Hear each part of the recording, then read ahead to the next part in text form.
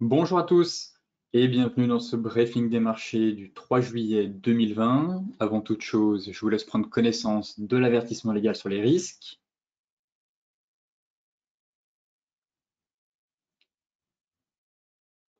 Et tout de suite, focus marché en commençant par les bourses européennes qui ont terminé en hausse jeudi, saluant ainsi les chiffres supérieurs aux attentes de l'emploi aux États-Unis, qui renforcent bien évidemment la confiance des investisseurs dans la reprise économique et relèguent au moins provisoirement au second plan les inquiétudes liées à la crise sanitaire. Alors cette hausse des actions américaines s'accompagne aussi d'une baisse marquée de la volatilité, l'indice VIX évoluant au plus bas depuis maintenant 3 semaines. Alors l'économie américaine a créé 4,8 millions d'emplois en juin, un chiffre record qui a fait retomber le taux de chômage à 11,1%. Ces statistiques meilleures qu'attendues s'ajoutent à une série d'indicateurs suggérant une reprise soutenue de l'activité économique, même si la remontée du nombre de nouveaux cas d'infection par le coronavirus ces derniers jours fait craindre un retour à un confinement plus strict.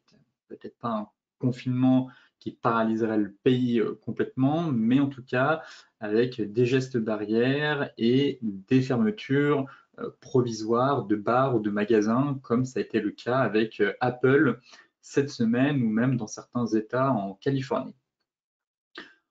Enfin, dans la zone euro, le taux de chômage a moins augmenté qu'anticipé à 7,4% en mai.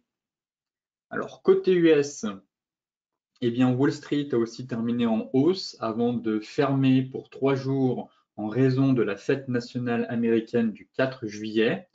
Alors, après l'annonce d'un nombre record de création d'emplois aux États-Unis, bien évidemment, ça a rassuré les investisseurs sur l'évolution de l'activité. Toutefois, on constate quand même que la séance était un peu particulière étant donné que les bourses européennes ont clairement surperformé hier les bourses US. Alors les gains ont toutefois été limités justement, comme je vous le disais, par la flambée des cas de contamination aux États-Unis, qui fait planer un doute sur la viabilité de cette reprise économique et les trois indices ont fini près de leur plus bas du jour. L'économie américaine a créé en juin 4,8 millions d'emplois, 1,8 million de plus que prévu, avec la réouverture de milliers de commerces et d'entreprises. Alors, les créations de postes en mai, qui constituaient déjà un record, ont en outre été revues en hausse à 2,7 millions. Mais ce rebond des 2 derniers mois est toutefois loin de compenser l'explosion du chômage subi en avril, avec quasiment 20,8 millions d'emplois détruits. L'enthousiasme des investisseurs a donc été quelque peu freiné par les niveaux records de nouvelles contaminations par le coronavirus aux États-Unis qui contraignent de nombreux États particulièrement touchés à rétablir des mesures de confinement. Et pour rappel, le taux de chômage américain est tombé à 11,1% en juin contre 13,3% en mai et 14,7% en avril. Justement, côté macro, pour faire le point, ici c'est l'évolution du taux de chômage depuis 1948 et on constate quand même qu'on avait atteint un niveau record.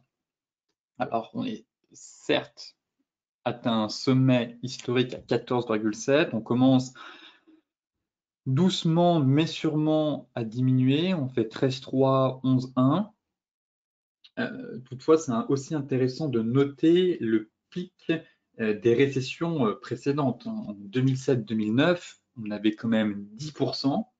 En 2001, on était à 6,3%. En 1990-1991, ici, on était à 7,8%.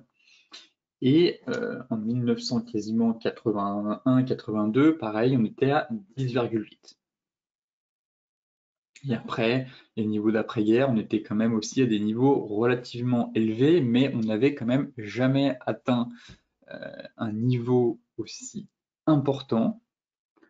On constate aussi que les points bas étaient aux alentours de 2,5, 3,4, 3,8 et 3,5. Alors Donald Trump, lui, bien sûr, estime que le taux de chômage retrouvera ses plus bas niveaux d'ici la fin de l'année, voire d'ici début 2021. La Fed contraste un peu ses propos, elle, en disant que le taux de chômage pourrait quand même rester très élevé jusqu'à la fin de l'année, en tout cas. Pour remettre les choses en perspective, certes, le chômage diminue, c'est une bonne nouvelle. Les entreprises continuent, enfin, du moins les investisseurs continuent de voir le verre à moitié plein, mais force est de constater que malgré un chômage qui baisse, on reste quand même sur des niveaux très élevés pour le moment. Donc, il faut bien garder ça en tête, c'est à voir au cours des prochains mois, prochaines semaines. Étant donné qu'on a un nouveau spike de contamination aux États-Unis, de ce fait, des fermetures de bars et de commerces risquent d'être instaurées en tout cas. C'est déjà le cas dans certains États, mais si cette vague prend plus d'ampleur, eh bien, il y aurait de nouveau un confinement. Alors, à voir les mesures qui seront prises, mais le taux de chômage risque de stagner et pourrait même évoluer si, en tout cas, on a une deuxième vague aux États-Unis qui oblige un reconfinement, en tout cas peut-être pas complet, mais partiel aux États-Unis. Et la Fed, justement, s'inquiète de ça. Elle craint une deuxième récession. Elle considère qu'on a eu la première récession durant avril, quand les marchés ont lâché. Et la Fed, dans les minutes du FOMC, craignait le risque d'une deuxième récession en cas de seconde vague. Et alors là, le chômage pourrait de nouveau exploser. Donc ça, ce serait le scénario un peu catastrophique. Et pour le moment, vu le nombre de faillites qu'il y a aux États-Unis, il est difficile, même envisageable, d'envisager un retour très rapide dans les prochains mois sur des niveaux aussi bas. Donc, il faut quand même garder en tête que certes, le chômage diminue, mais on reste tout de même sur des niveaux relativement élevés. Et donc forcément, ça va peser sur la fameuse reprise économique en V que price actuellement le marché. Ici, ce sont les performances au second trimestre pour les différentes classes d'actifs. Donc sans surprise, sur le podium, on a tout de suite le pétrole Brent et le WTI avec derrière le Nasdaq. Donc là, on enregistre quand même une sacrée performance sur le secteur pétrolier. En même temps, on était descendu très bas, hein, pour rappel, hein, les futurs étaient en territoire négatif. Et derrière, on avait fait un creux aux alentours de 10 $. Et on avait quasiment fait une remontada quasiment aux alentours des 30, et même actuellement sur le Brent, on se situe autour de 43 $. Donc pour le moment, cette année, en tout cas, c'est du moins au second trimestre, le secteur pétrolier tire son épingle du jeu, suivi avec le Nasdaq qui a quand même enregistré une performance juste stratosphérique, avec le Nasdaq Composite, lui réalise une performance de plus de 31%. L'un des niveaux qu'on avait pu enfin un des niveaux testé, enfin on peut dire testé, réalisé en tout cas avant l'éclatement des dot-com en 1999. Et ensuite, assez surprenant, mais le DAX, effectivement, l'indice allemand a été l'un des meilleurs investissements au T2 2020, au milieu du plus grand scandale comptable de l'histoire, puisque Wirecard, comme vous le savez, a dû déposer un dossier d'insolvabilité, mais le DAX a quand même réussi à gagner 27%, sachant que l'action Wirecard est passée de quasiment 100 €, et on a fait un point bas aux alentours de 1 €. Alors certes, la pondération dans l'indice n'est pas aussi imposante que d'autres valeurs, comme SAP par exemple, mais tout de même, c'est l'un des plus gros scandales de l'histoire de la FinTech, et on a quand même un indice qui a réussi, encore une fois, à tirer son épingle du jeu pour réaliser une performance aux alentours de 27% sur le second trimestre. Enfin, pour terminer la partie macro, le chart de la semaine. Too big to fail. En 2008, c'était les bancaires. On connaît la suite. En 2020, ce sont les Fangman. Alors, encore une fois, pour mettre les choses un peu en perspective, la capitalisation boursière des Fangman, donc à savoir Facebook, Amazon, Netflix, Google, Microsoft, Apple, Nvidia, a atteint un nouveau record à 6 750 milliards de dollars. C'est égal au PIB combiné de l'Allemagne et du Royaume-Uni. Pareil, ça permet de prendre encore une fois un peu du recul sur le marché, sur la valorisation quand même assez extrême de ces sociétés. Alors certes, elles ont montré encore une fois que le digital pouvait encore surperformer même en période de crise. Toutefois, on est sur des niveaux très extrêmes de valorisation de ces actifs. Et ici, en seulement, surtout ce qu'il faut voir, c'est qu'en seulement 3 mois, à peine 3 mois, hein, pour rappel, hein, qu'on est passé de ici, ça a mis plus d'un an, quasiment, pour passer de 4000, allez, 4500, on va dire, à 6000, il faut compter plus d'un an, et là, on a fait un énorme bull run en seulement 3 mois. Alors, la question à se poser, bien évidemment, c'est est-ce que les marchés sont complètement déconnectés de la réalité et il y a le risque d'avoir une bulle, encore une fois, sur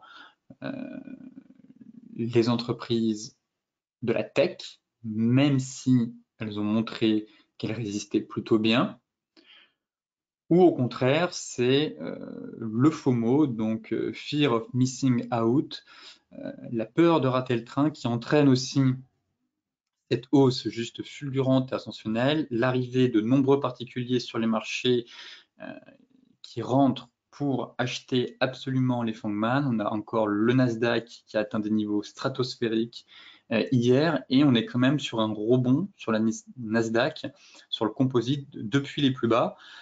En seulement 3 mois, on vient d'effectuer un rebond de plus de 50%. C'est le rebond le plus puissant de l'histoire, même sur l'ensemble des indices. Donc, prudence. Le too big to fail, on l'a connu avec les banques en 2008. Donc, en 2020, maintenant, le sentiment que on réalise, encore une fois, on n'apprend rien de nos erreurs et qu'on réalise le même schéma, mais sur d'autres secteurs et pas à la même époque. Donc, prudence sur les techs. Une correction pourrait effectivement se mettre en place en cas d'étincelle ou de catalyseur, comme les résultats qui vont arriver au cours des 2 prochaines semaines. On a eu déjà quelques déboires avec Facebook. Apple qui ferme quand même pas mal de magasins, qui a annoncé la fermeture de pas mal de magasins au cours des dernières semaines. Donc forcément, ça va peser sur les résultats. Et derrière ça, j'ai envie de dire que attention aux surprises, car on pourrait vraiment avoir un sell-off assez important sur ces valeurs et le risque d'avoir une correction aux alentours d'au moins 10-15%.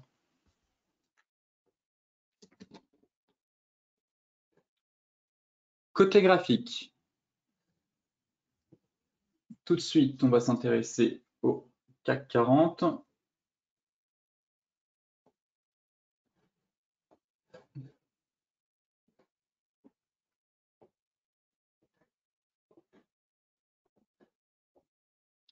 Alors le CAC, où en sommes-nous? On a eu quand même une sortie de triangle hier, donc c'est ça qui est intéressant de voir sur les indices. Alors, c'est rare, mais pourquoi pas? C'est un scénario que j'ai en tête. J'ai plusieurs scénarios sur le CAC. Le Dow Jones a réalisé hier, en clôture de séance, on a fait plus 0,4 à peu près. Alors qu'on a eu quand même un rapport plutôt solide sur l'emploi, même si on est toujours sur des niveaux records. Mais le Dow Jones a pris plus 0,4. Le CAC a pris 2,5. Le DAX a pris quasiment 2,8. On a eu clairement une surperformance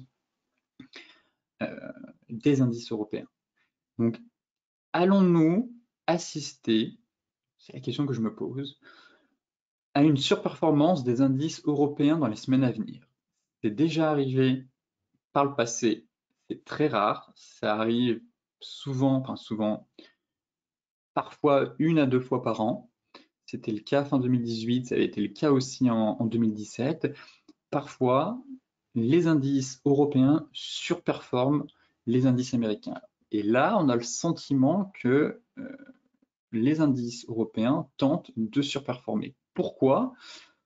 Eh bien, parce que dans un premier temps, l'épidémie a été contrôlée en Europe. On n'a pas, pour le moment, en tout cas, de nouveaux foyers. Et le fait d'avoir des fermetures de magasins aux États-Unis et une recrudescence de nouveaux cas dans plusieurs États américains pèse sur le moral des investisseurs. Donc derrière, si les États-Unis sont obligés de mettre en place des gestes barrières strictes ou un confinement partiel, forcément, ça risque de peser sur l'économie américaine. Alors que l'Europe, elle, eh bien, son économie repart actuellement. Mais bien évidemment, si les États-Unis lâchent, l'Europe va aussi céder. Mais à court terme, pouvons-nous assister, en tout cas, à une surperformance des indices européens par rapport au Dow Jones? Donc ça, c'est vraiment la grande question suite à la sortie de ce triangle, étant donné en fait que l'objectif théorique est quand même à 5400 points. Donc il y a quasiment une hausse qu'on a eue de 7%. Alors, deuxième scénario, c'est le scénario d'un bull trap. Étant donné qu'on est toujours sur le niveau des 5050 et que c'est pour moi le pivot clé à franchir. Clairement, c'est toujours notre oblique ici de très long terme qui vient coiffer les prix. Pour le moment, on est pile poil dessus, on travaille toujours cette oblique, vous voyez, on la travaille quand même depuis 3 semaines maintenant, on n'est pas parvenu à la franchir, et on a surtout une très belle zone de polarité située à 5050, couplée avec notre oblique. Donc là, clairement, c'est le pivot clé à franchir pour aller chercher au moins les 5250.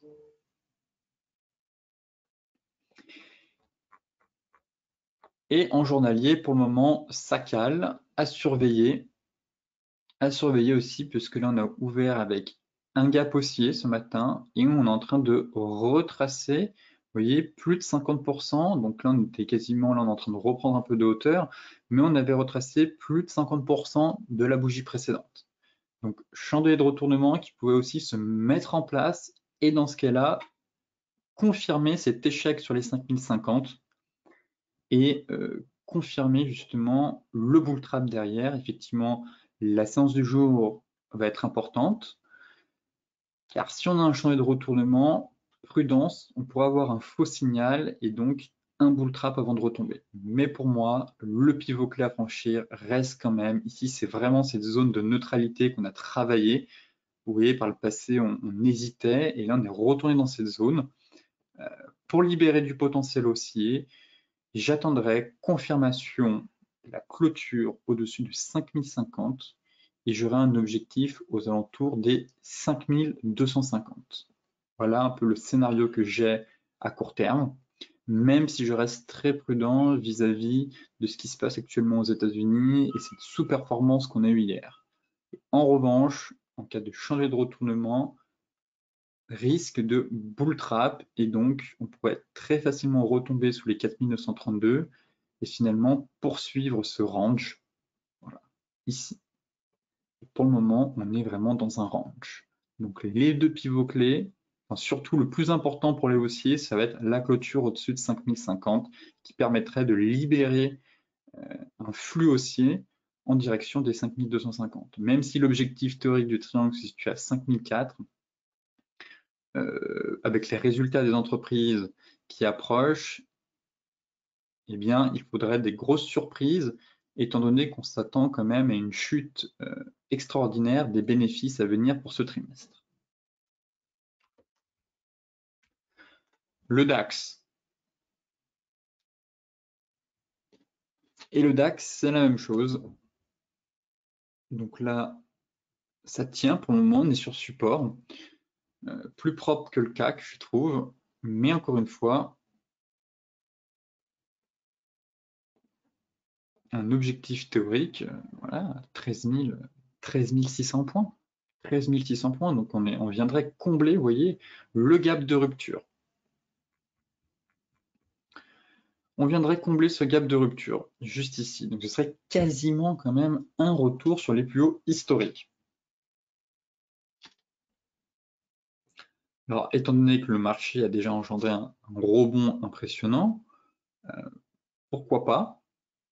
Mais je me méfie quand même. C'est vrai que je ne voyais pas l'indice sortir par le haut de ce triangle. On a un beau rallye haussier, consolidation. Effectivement, si on a une surperformance de l'Europe vis-à-vis des États-Unis, dans ce scénario-là, oui, techniquement en tout cas, on a un signal pour aller chercher les 13 600. Après, si durant le week-end et les résultats surtout qui vont être le catalyseur, eh bien, déçoivent les investisseurs, on pourra avoir l'effet d'une douche froide en fait sur les indices. Et là, une grosse correction à venir. Pour le moment, ça tient, c'est haussier, on casse des résistances. Donc, certes, un objectif théorique quand même de plus de 1000 points. Prudence vu l'environnement global de marché, prudence avec les résultats à venir et le risque aussi de voir un prolongement en tout cas du confinement aux États-Unis. Là, ça impacterait vraiment les marchés puisque le marché n'a absolument pas pricé une deuxième vague. Ça ne fait pas partie du scénario actuel. Si les États-Unis surprennent en annonçant des mesures un peu strictes, et bien forcément le scénario d'une reprise rapide de l'économie serait anéanti. Et là, on pourra avoir une grosse correction à venir sur les indices.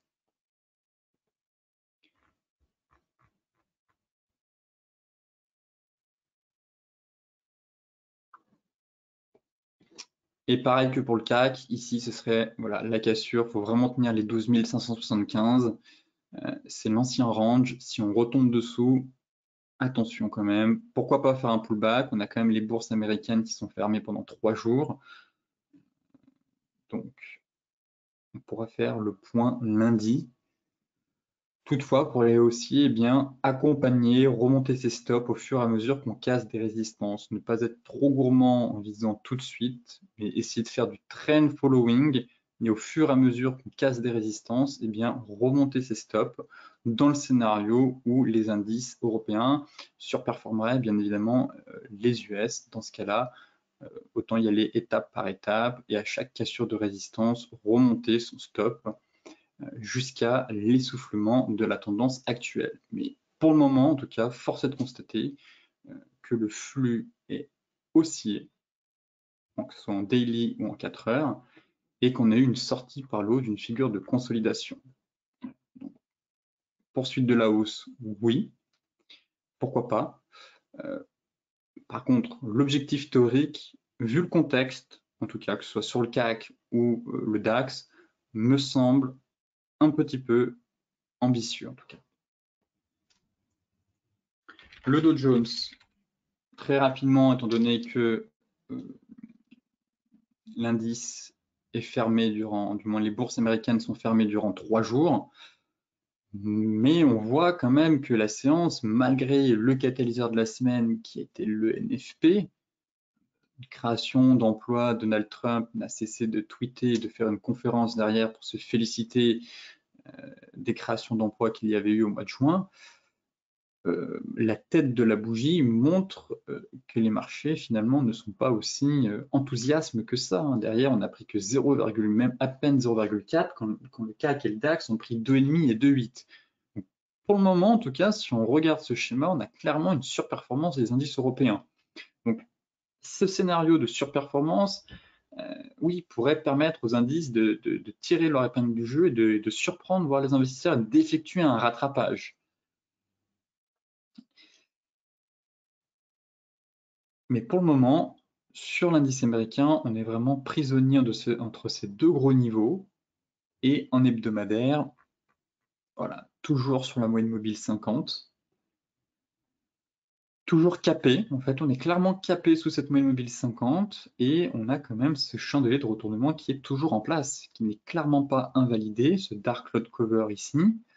Et effectivement, hein, face à cette hésitation des investisseurs suite à de nouveaux cas, eh bien, comme je vous le disais, hein, c'est vrai qu'une news, une mauvaise surprise pourrait vite faire dégringoler l'indice de 3-4, encore 5 à 10%, vu le contexte actuel.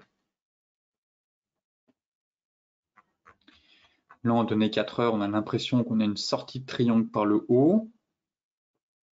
Donc, attention aussi à voir si ce n'est pas un bull trap. On fera le point lundi, étant donné que là, pour le moment, les marchés US sont fermés.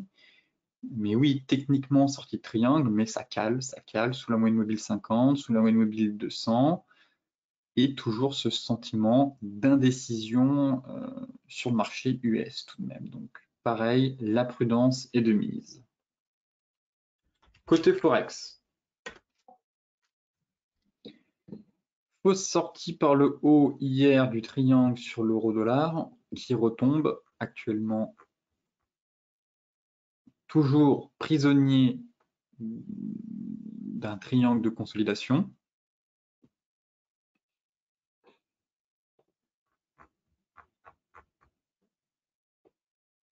Encore une fois, il est nécessaire d'attendre la cassure d'une des deux bornes pour accompagner le flux à venir. Donc ici, fausse cassure, on retombe. Divergence qui est toujours en place sur le RSI. Pivot clé 1,11,8. Et encore une fois, en hebdomadaire, on attaque la 4e ou 5e semaine. 1, 2, 3, 4, 5. Voilà, on est maintenu en échec une 5e fois sous MM200 et Wick. Et c'est vrai que la tête des bougies ici, on n'est vraiment pas sur des bougies de continuation, mais vraiment des bougies d'indécision, voire de retournement, hein. Ces longues mèches, ces doji un peu qu'on a là, montrent plutôt une énorme indécision, plutôt qu'une phase de consolidation pour enchaîner un nouveau bull run. Toutefois, il est nécessaire d'attendre un signal avec soit la cassure des 1,11,8, soit des 1,13,40. Pour les baissiers, ce sera ce niveau-là, le niveau de support qui permettrait d'aller chercher 1,10,75, voire la moyenne à 1,10,50. Pour les personnes qui sont haussiers, eh bien, d'attendre la cassure de cette zone de convergence ici, afin d'aller chercher 1,14,6 et 1,15,3. Mais pour le moment, hésitation la plus totale sur l'euro-dollar. Euro GBP,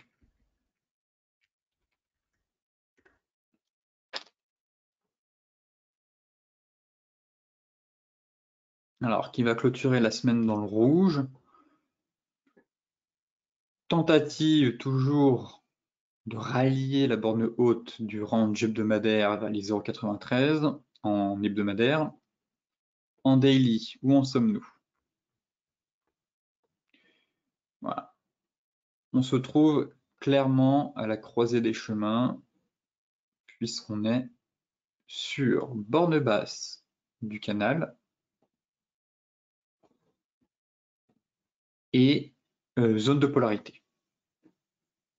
Vous voyez ici, on a une belle oblique qui passe par tous les plus bas, qui permet de cadrer cette dynamique. Ici, on peut même mettre une borne haute pour cadrer avec à l'intérieur, cadrer la dynamique des prix à l'intérieur d'un canal haussier. Pour le moment, on est sur support. ne vend pas un support, on peut très bien voir un repli avant de repartir en direction et d'accomplir la rotation partielle du range en direction de la borne haute. Donc, en journalier sur double support, zone de polarité, borne basse d'un canal, en données 4 heures. Moyenne mobile 200, pareil, qui devrait monter, continuer à monter pour venir soutenir les prix. Pour le moment, ça tient. Pour le moment, ça tient. On n'a pas un chandelier, on n'a pas une bougie flux qui vient vraiment enfoncer. Voilà, il faudrait une bougie flux qui passerait sous la zone des 0,90. Clairement, sous les 0,90, là, une incursion sous ce niveau, on verrait un signal de fin de hausse. Et en données 1 heure, si on essaye d'affiner un peu, voilà, on avait un peu cette divergence ici. Donc le marché, en tout cas, voilà. Le marché tente de redémarrer. Alors, divergence sur zone, donc effectivement plutôt un signal haussier. Et à très court terme, on est dans un range de consolidation. Donc derrière, voilà, il faudrait qu'on sorte de cette phase-là. Vous voyez, hop, pour casser la MM50 et lancer un redémarrage. Donc on a déjà une première divergence qui tente de montrer une fin de baisse en tout cas. Et derrière, il faut que les acheteurs se manifestent et arrivent à casser la moyenne mobile 50 et au moins casser les 0,90 et casser les précédents. Voilà, petite résistance qu'on a là, sortir du haut de range pour donner un nouveau souffle à l'euro et repartir en direction au moins de la borne haute du canal. L'euro s'achève. L'euro s'achève en danger. Voilà. Donc ce matin, on a quand même réussi à reprendre, à reconquérir le support. Alors on va se mettre en hebdo.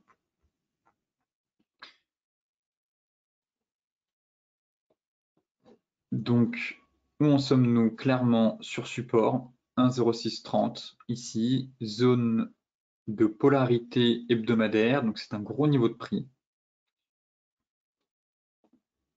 Hier, on a quand même enfoncé le support, vous voyez, tout juste. Cassure du support, cassure MM50. L'euro est tout de même en danger. Je trouve que le dernier rempart, c'était voilà, ce gros niveau de prix. Ici, on le voit très clairement. Moyenne mobile 50 qui venait quand même s'aligner pour soutenir les prix et derrière on enfonce. Alors soit on effectue un pullback, soit on tente in extremis de sauver ce niveau de prix, mais derrière une clôture hebdomadaire sous ce niveau devrait logiquement renvoyer l'euro CHF à 1,05. Il y a plusieurs éléments qui plaident pour ce scénario.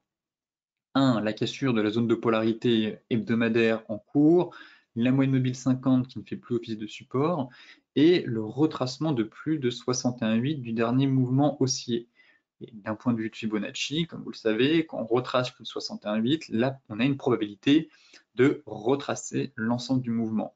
Et là, le dernier rempart, c'était ce niveau, et en dessous, on n'a pas de support vraiment très important, donc l'euro pourrait très bien dégringoler, surtout en cas d'aversion au risque sur les marchés, et se retrouver sur les plus bas.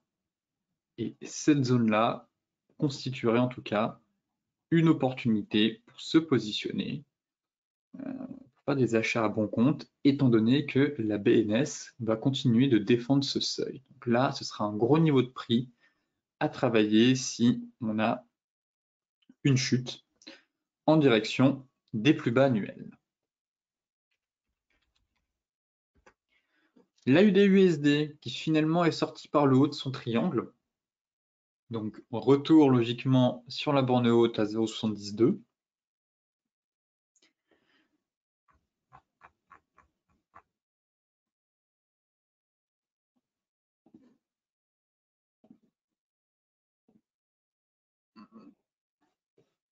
Voilà, triangle de consolidation, sorti par le haut hier, Ainsi, l'objectif théorique, ce serait de retourner chercher les 0,7025.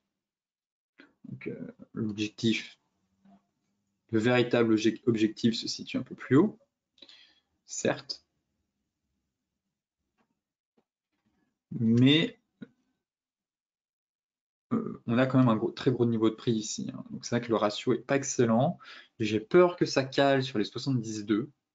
Je ne vois pas le marché passer tout de suite, ou au moins peut-être à moyen terme consolider dans un énorme range.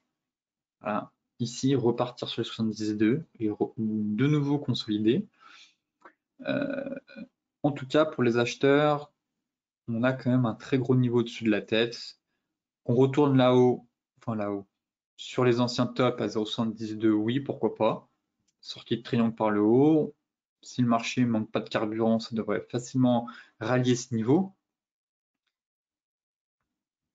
Mais on sera quand même confronté à une très grosse zone de polarité. Clairement, vous voyez, on a travaillé à de nombreuses reprises ce niveau. Et donc, attention, le marché pourrait une nouvelle fois s'essouffler à l'approche des 0,72. Toutefois, en cas de cassure, eh bien, cela permettrait d'aller chercher bien évidemment un peu plus haut. Mais techniquement, oui, encore une fois, on a eu une fin de consolidation qui devrait conduire logiquement à une accélération 1 sur le 72, 2 pour aller chercher l'objectif théorique. Les matières premières maintenant avec le gold. Pas grand chose à dire sur le gold, encore une fois, si ce n'est que c'est haussier. On a subi quelques prises de bénéfices aux alentours des 1790-1800, ce qui est tout à fait légitime. Étant donné le niveau sur lequel on se situe, on est quand même à proximité de la résistance psychologique et majeure des 1800 $. Clôture hebdomadaire qui ressemble quand même à une phase d'indécision. On est toujours au-dessus des 1750. Mais c'est aussi en hebdomadaire, en mensuel, en daily, en 4 heures. C'est aussi en horaire, c'est aussi sur toutes les unités de temps pour le moment.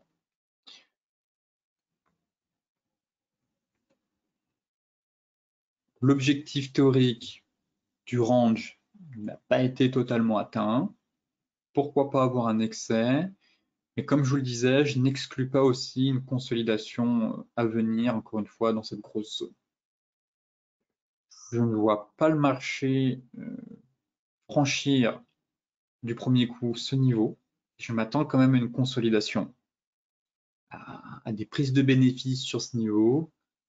Mais par contre, cette cassure risque de créer une véritable accélération et un très gros mouvement impulsif derrière pour aller rallier les prochains niveaux.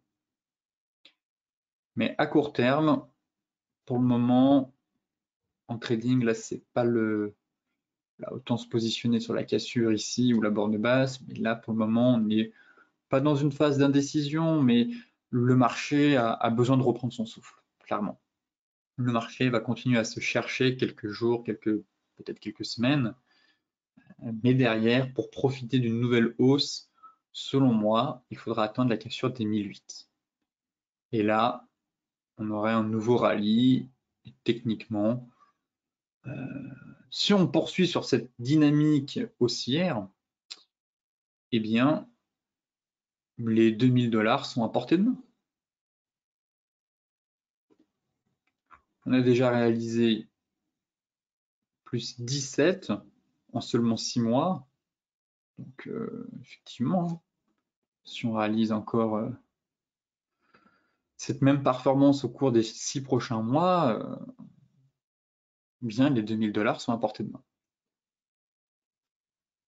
Le Brent. Le Brent qui cède du terrain ce matin et qui est venu chercher la borne haute de son triangle ascendant hier.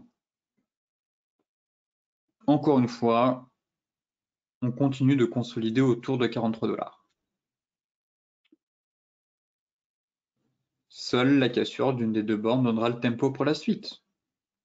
Donc, les niveaux clés, 43,50 pour aller chercher la moyenne mobile 200 à 50, venir combler ce gap dans un premier temps vers les 45, et en cas de comblement du gap, derrière, l'objectif, c'est la moyenne mobile 50.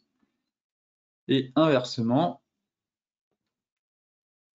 dans le scénario d'un essoufflement de la tendance et d'une correction à venir, eh bien, l'objectif, c'est quand même les 37,3. Donc, ce serait d'aller chercher, voilà.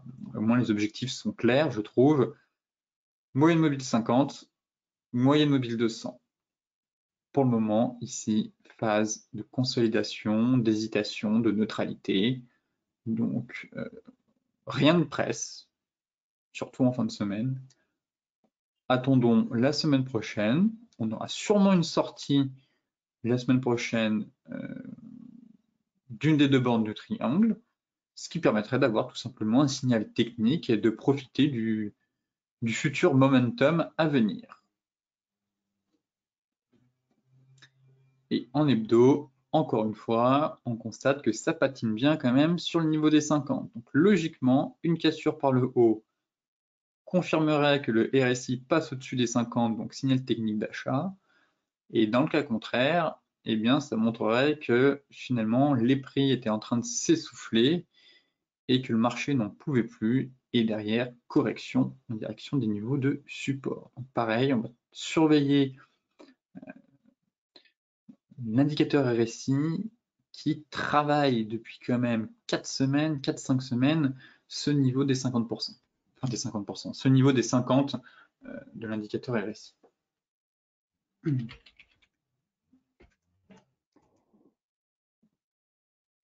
Même constat sur le light, on est légèrement au-dessus, on passe au-dessus, en dessous, au-dessus, en dessous, donc voilà, on tricote, en fait, tout simplement, on tricote ce niveau depuis pareil, 4-5 semaines, compressé encore une fois entre les deux grosses zones, 37, 42, quasiment les 50 et les 61,8. On n'a pas de triangle sur le light, mais un range de consolidation.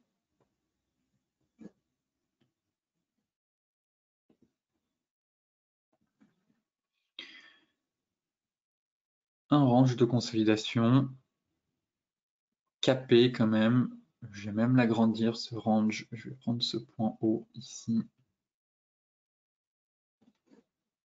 Parce que pour moi, là, ça correspond à rien. Les 40-70, c'est clairement pas un gros niveau technique.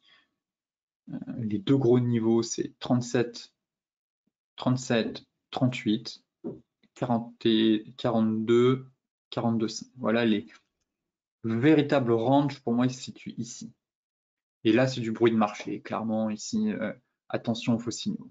Et pour moi, les niveaux qui donneront la dynamique à venir, c'est vraiment ces deux gros niveaux. Hein. Résistance mensuelle, du coup, là, on était quand même sur un support trimestriel. Et tout le reste, c'est du bruit de marché. À court terme, en tout cas.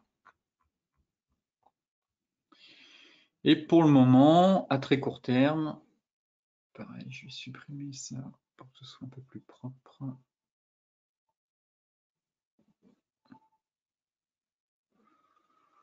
On est toujours dans ce canal. Comme sur le Brent aussi. Voilà. On peut très bien continuer à allonger jusqu'à notre niveau de résistance des 42,2. Pour l'instant, pas de signal en tout cas en vue sur le light. Je préfère le Brent quand même, qui est plus propre techniquement et qui donne vraiment des niveaux techniques précis. Cassure de la borne haute, borne basse. Ici, on est dans un milieu de range et on évolue entre deux gros niveaux techniques. Et derrière, on a l'impression que le marché est très piégeux. Donc, je préfère me focaliser plus sur le Brent, qui donne plus de visibilité et surtout qui est plus propre techniquement. Et donc, ça permet tout simplement d'éviter les faux signaux et de se faire surprendre si jamais on est à contresens. Pour terminer ce briefing de la semaine, la crypto-monnaie Bitcoin, où en sommes-nous? Même point de départ.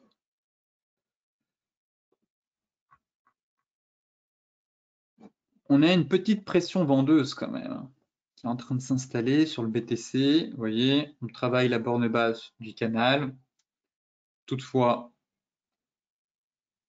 c'est pas non plus un niveau technique très important.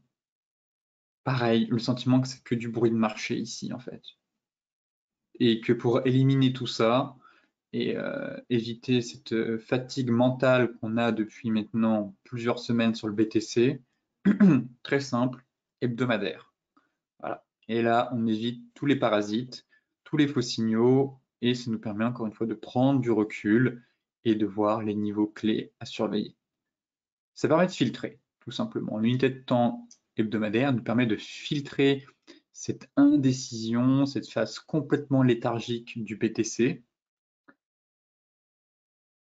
et de se libérer un peu voilà, des faux signaux qu'on peut avoir en intraday. Donc le scénario reste le même, la cassure des 10 000 ou des 8006. 10 000, direction 10 009, cassure de l'oblique, cassure de la rupture de la MM50 et de la borne basse du range, direction voilà, les 7007, le niveau ici. 7007, je crois que j'en avais mis à 7680, non, 7007. Et pour le moment, c'est que du piège. En daily, on n'a pas de... Il se passe absolument rien. Vraiment, là, les bougies, pour un marché qui est censé être quand même plutôt volatile, on est clairement en perte de vitesse depuis le 1er juin. Et on constate qu'il y a quand même une petite pression vendeuse qui est en train de s'installer doucement mais sûrement sur la crypto. Donc encore une fois, on a souvent quelques surprises le week-end, surtout le dimanche, où on a quelques variations qui pourraient éventuellement nous surprendre. Mais les deux gros niveaux, même si on enfonce ce niveau, restent clairement les bornes du rectangle.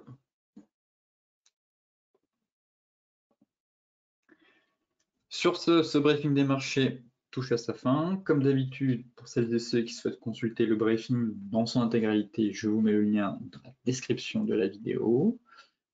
Je vous souhaite à toutes et à tous une excellente journée, de très bons trades, un excellent week-end et on se retrouve la semaine prochaine pour faire un nouveau point sur les marchés.